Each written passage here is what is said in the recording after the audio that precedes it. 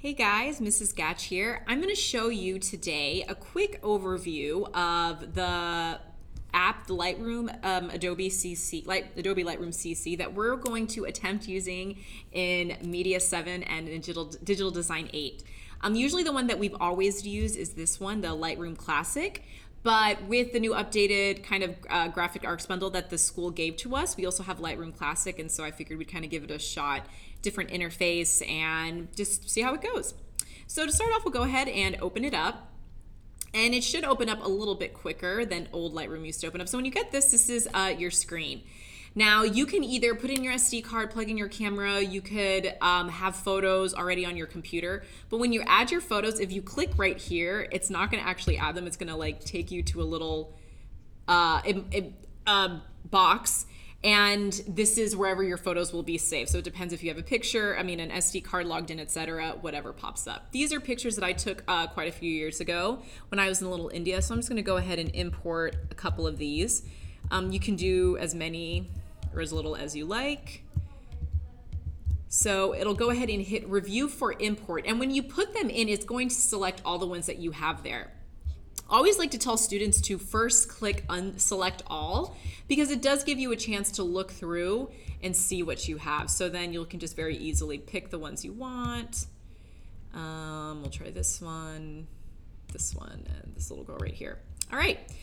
You also have the freedom that if you look up here, you can add them to an album. I already have an album named Little India. You could make a new one. So I'll just go ahead and do that. I'll title it Temple, Create, and it'll organize them in there for you, and we'll go ahead and add 5 photos. Now, one thing that I have noticed about Lightroom CC is that when I upload the pictures, it already will edit them for you. Like, it kind of adjusts them. I don't know if you see over here on the side. I'm not a super big fan of that.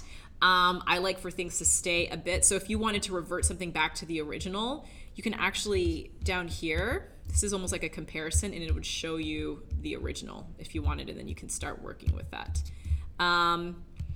So we're gonna go ahead. Oh, I zoomed in too much.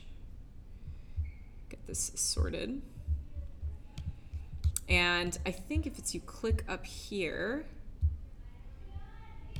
let's just get to the original and start to work with it. This is something that I've still kind of been trying to work on, and I really don't like that it does that. I feel like it doesn't give me the freedom that I want, but it is a good suggestion. So we'll start off and we'll head over here to the fun editing board. So what this was called in Lightroom, like the classic, it was called Develop, and that's exactly what it is here. It's just what you're doing to start editing your photo. What I have found that they have is that first they'll give you like profiles, which basically is like filters. It's different kinds of filters that it almost will automatically edit to. I'm not a super big fan about that. You can actually browse. There's a ton of ones here, as you can see, and they give you choices. I can tell you, I don't know what half of these mean. You have artistic, black and white. Also, I saw that there was like modern, vintage. So if you wanted to look around, you can see exactly what's there. So here, let's see, I didn't want to choose it to black and white. So we'll start off with the ones that we all know about. We have our exposure. Obviously, it makes a photo really dark or really bright. We have our contrast. So just kind of how grainy or matte something is, how defined. You also have highlights, the whites, shadows, whites, and blacks. Now the cool thing is when you download it and you kind of hover over, I've found that it will explain to you what each one does probably far better than I ever could. And you could always just, if you click on the word, it will reset oh, here we go. So it explains to you what each of the settings does, which I think is super helpful, something that it did not happen in the Lightroom Classic. So you can see contrast, when you want to flatten, you want to make something more dramatic, obviously like we said about exposure, dark and bright. You do have this option here of auto, and auto, when you do it, will fix it as best as it can, but at the same time, right, you are the one who has the most creative vision in how you want it to look. So I'm gonna go ahead, I'll hit auto, and then I'll start to, I wanna brighten him up a little bit more. And then let's see. There we go, a bit more contrast. Now you have your color palette here to edit from. Now, you could just as easily go and switch to black and white, or you could go back to color. That's how that works out, or turn off black and white, I'm sorry. So if you turn on black and white, you have to hit black and white again. When you open up this color wheel, what it does, it opens up the color mixers, which used to be kind of in a different panel. And you'll see here that it'll let you mess with hue, saturation, and luminance. And this is really fun. So let's say I wanted to pick orange, and I wanted to make the orange more dull or brighter. You can see here how it affects. So anything that has an orange tone in the photo, it's what's going to be affected. The same goes with yellow or with blue. So you guys have a lot of freedom of what you can work with. Usually what I tend to work with here is just the temperature, the vibrance, and the saturation. So temperature, what it is, it just depends how warm and cool your photo is. That has a lot to do with our white balance. So if I went all the way to the left, it would make it super blue, super cold. All the way to the right, very yellow, oversaturated. So you find really the thing that's best. Tint is green to red, or those pinks. Remember, if you hold over it, it will tell you exactly what it means.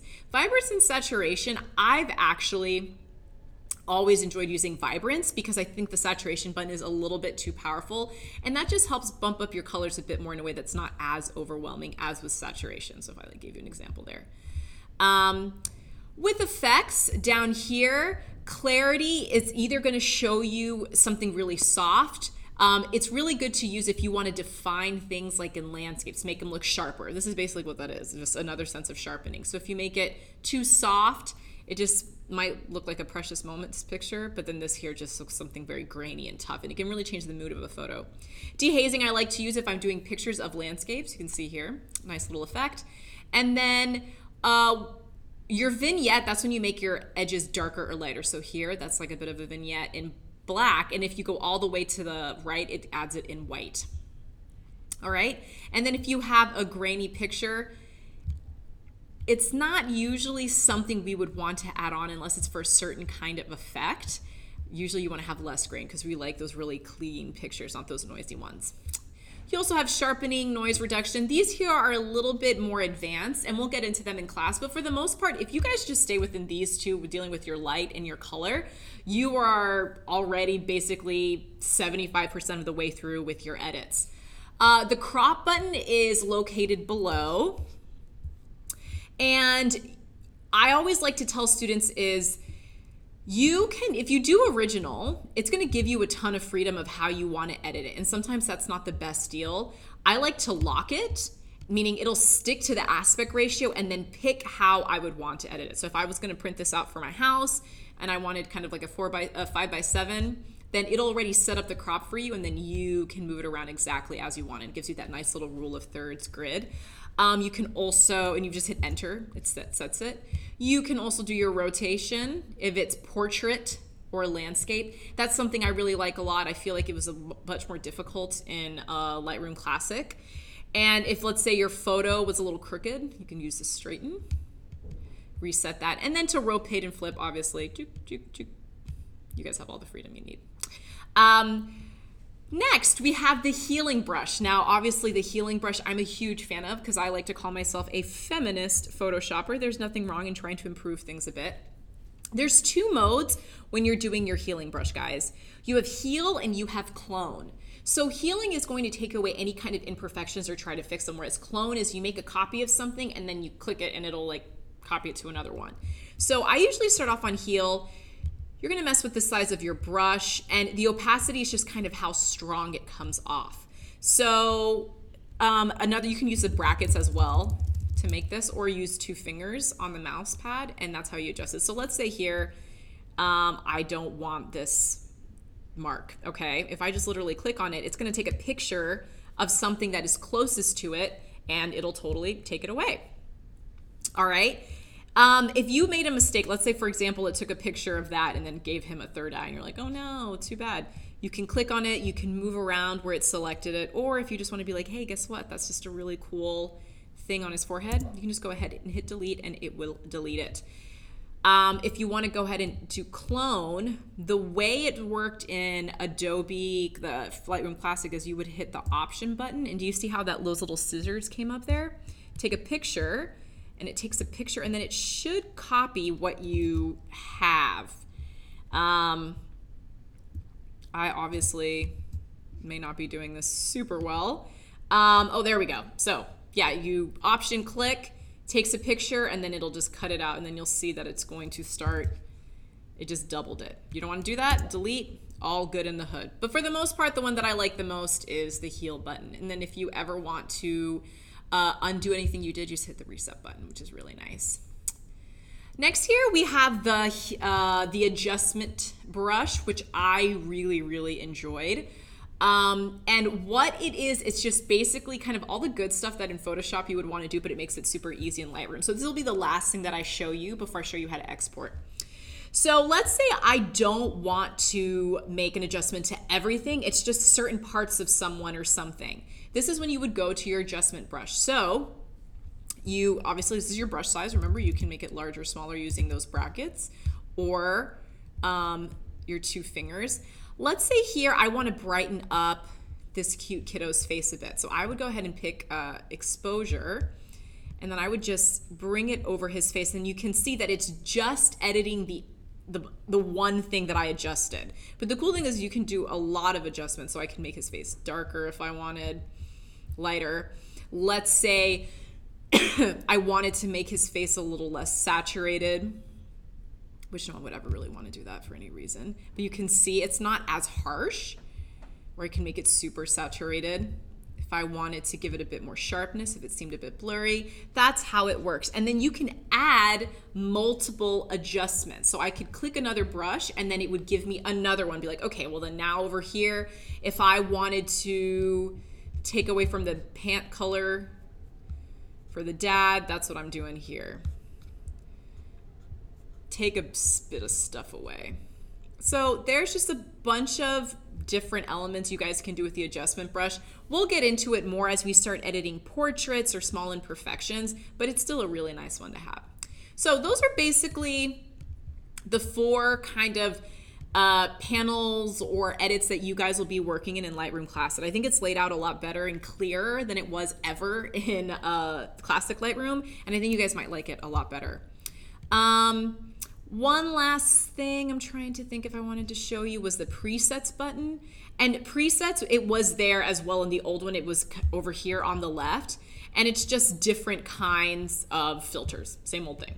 All right. If you don't like one, I just hit undo, Command Z, and it'll go back to how it was. And remember, if you wanted to go back to your original, I think if you just click this down here, it's going to show you what everything looked like, and then you can zero it out again. So when you guys are ready to upload or export, remember, because we're still working with a raw file, you're going to select your pictures. If you wanted to select more than one, you can just click Command, click the other ones, or just click one, and you will go to File, Save To. Now this is another thing that's way easier than it ever was in Lightroom Classic. It's going to give you your file type, so you could do in original plus settings, meaning it would save it in RAW, but we're always going to be working in JPEG, and then you can decide where you save it. So I like to save mine in my pictures album, and then you can actually create a new folder. So I would call this one again Temple, and you just hit choose. It depends. I personally, if you did the difference between small and full size, it could be quite a bit. If you hit custom, it gives you this kind of pixel, like the pixels number, and I think that's a bit confusing. For the most part though, small should be okay. We're not printing out on a huge scale. There might be certain photos you would like to submit to be printed. In that case, you can hit full size. You hit save, and if you look up here, you'll see how it's processing them. So I'm up here in the upper left-hand corner. There we go, kind of zoomed in. And then now if I go to my pictures file, you'll see that it is under Temple. And so small is kind of a pretty decent size. You can see if I export it, it's fine to print. Remember, we're not making these giant posters. So that's a quick overview of Lightroom CC. I think if you have your Adobe login and you download the apps, it should save them in the cloud and you can edit across all different kinds of platforms. But for the most part, we'll be working on them on your laptop. If you guys have any questions, you're more than welcome to email me. I'm super excited to see what you guys create. Good luck.